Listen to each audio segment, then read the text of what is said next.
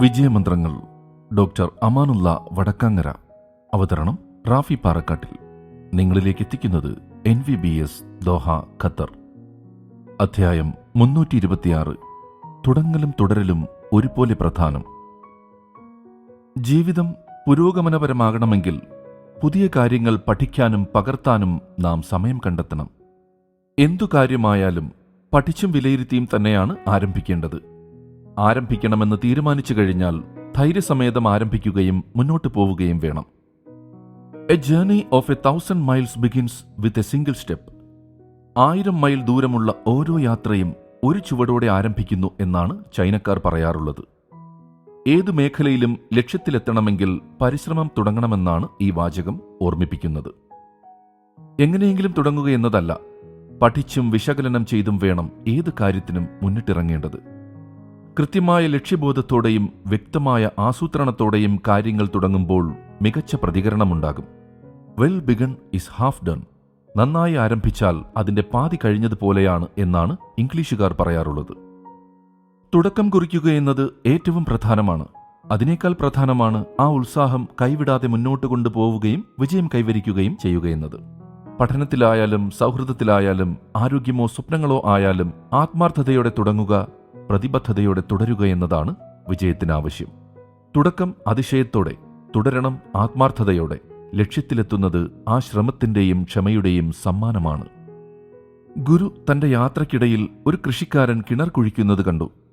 അവിടെ ഒട്ടേറെ കുഴികൾ കണ്ട ഗുരു എന്തിനാണ് ഇത്രയധികം കുഴികളെന്ന് ചോദിച്ചു. അയാൾ പറഞ്ഞു, എല്ലാം കിണറിനായി കുഴിച്ചതാണ്. ഓരോ കുഴിയെടുക്കുമ്പോഴും വെള്ളം കിട്ടാത്തതുകൊണ്ട് അടുത്തത് കുഴിക്കും. ഗുരു പറഞ്ഞു, ഇത്രയും കുഴികൾക്കായി ചിലവഴിച്ച സമയവും പ്രയത്നവും ഒറ്റ കുഴിക്ക് വേണ്ടി ഉപയോഗിച്ചിരുന്നുവെങ്കിൽ എപ്പോഴേ വെള്ളം ലഭിച്ചേനെ. കുഴിയല്ല കിണർ, ആഴം കൊണ്ടും അർത്ഥം കൊണ്ടും. പല കുഴികൾ കൊണ്ട് ഒരു കിണറുണ്ടാകില്ല. ഒരു കുഴിയുടെ താഴ്ചയെയും അവിടെ നിന്ന് പുറപ്പെടുന്ന ഉറവയെയും ചേർത്ത് വിളിക്കുന്ന പേരാണ് കിണർ. ഉറവയുണ്ടാകുന്നത് മണ്ണിനടിയിലല്ല, മണ്ണിന്റെ ആഴങ്ങളിലാണ്.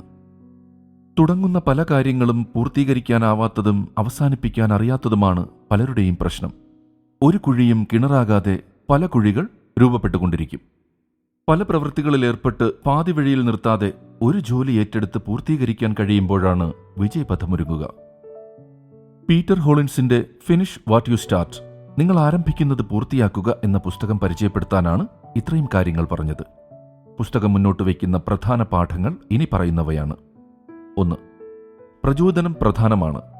എന്നാൽ അതിലുമേറെ പ്രധാനം സ്ഥിരോത്സാഹത്തിനും അച്ചടക്കത്തിനുമാണ്. പ്രചോദനം പലപ്പോഴും ആ സമയത്തേക്ക് മാത്രം ഫലം ചെയ്യുമെന്നതിനാൽ പ്രചോദനത്തെ മാത്രം ആശ്രയിക്കുന്നത് പരാജയത്തിലേക്കുള്ള ഒരു പാചകക്കുറിപ്പായിരിക്കുമെന്നാണ് പുസ്തകം അടിവരയിടുന്നത്. ബാഹ്യ തീപ്പൊരികൾക്കായി കാത്തിരിക്കാതെ ആന്തരിക ഡ്രൈവ് കെട്ടിപ്പടുക്കുന്നതിനാണ് അച്ചടക്കം സഹായകമാവുക. 2. ചെറുതായി ആരംഭിച്ച് മുന്നേറുക. അമിതഭാരം പ്രവർത്തനത്തെ തളർത്തും. വലിയ ലക്ഷ്യങ്ങളെ ചെറുതും കൈകാര്യം ചെയ്യാവുന്നതുമായ ഘട്ടങ്ങളായി വിഭജിക്കാൻ ഹോളിൻസ് ശുപാർശ ചെയ്യുന്നു. ഈ ചെറിയ ഘട്ടങ്ങൾ പൂർത്തിയാക്കുന്നത് ആക്കം സൃഷ്ടിക്കുകയും ആത്മവിശ്വാസം വളർത്തുകയും ചെയ്യുന്നു. ഇത് വലിയ ജോലികൾ കൈകാര്യം ചെയ്യുന്നത് എളുപ്പമാക്കുന്നു. 3. പ്രവൃത്തിയിലൂടെ മാറ്റിവെക്കലിനെ മറികടക്കുക. മാറ്റിവെക്കൽ പലപ്പോഴും ഭയത്തിന്റെയോ അസ്വസ്ഥതയുടെയോ ഒരു രൂപമാണ്. ഈ വികാരങ്ങൾക്കിടയിലും നടപടിയെടുക്കാൻ പുസ്തകം പ്രോത്സാഹിപ്പിക്കുന്നു. അപൂർണമായി പോലും ആരംഭിക്കുന്നത് പലപ്പോഴും നീട്ടിവെക്കലിന്റെ ചക്രം തകർക്കാനും നിങ്ങളെ മുന്നോട്ട് കൊണ്ടുപോകാനും പര്യാപ്തമാണ്. 4. ശ്രദ്ധ വ്യതിചലിപ്പിക്കൽ നിയന്ത്രിക്കുക. ശ്രദ്ധ വ്യതിചലിപ്പിക്കൽ ഉൽപാദനക്ഷമതയെ ബാധിക്കുന്ന ഒരു പ്രധാന ഘടകമാണ്.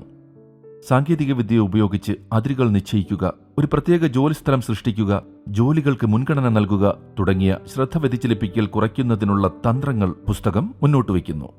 5. ആറ്റോമിക് ഹാബിറ്റുകളിലൂടെ സ്വയം അച്ചടക്കം വളർത്തിയെടുക്കാനാകും.